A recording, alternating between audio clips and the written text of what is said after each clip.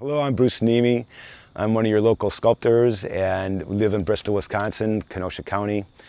Had the pleasure of being here for 13 years now. It seems like I just got here though, and we've been embraced by Kenosha, my wife Susie and I, wonderfully.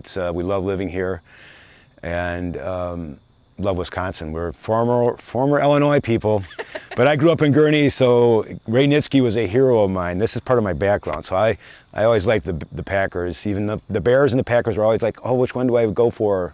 So I benefit from both, you know, because one of them's always better than the other, and usually the Packers, though. Yeah.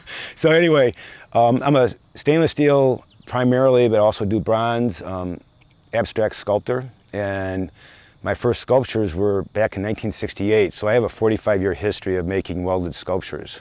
My dad was a self-taught sculptor, ornamental iron artist, so I was brought up with it in the very early 60s, seeing these great abstract sculptures, which was very unusual for, especially coming from Gurnee, which was a little bitty town, basically like Bristol, probably even smaller at that point.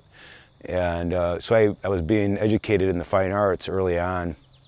And he started me, like I say, in 1968, and it went on from there. I took some art classes in high school. My degree is a Bachelor of Fine Arts in Sculpture from Northern Illinois University.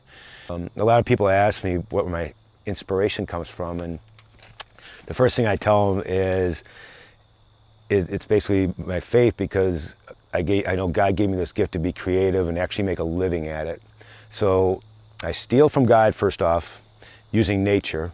And also, my wife loves everything that's important to me. I use dance and sports and nature. So I take that and I get ideas out of it, and I abstract it to some degree because I don't want to do realism. It's a whole different world, and nothing against realism. It's just that's not part of me. And it just gives me a lot of opportunity to explore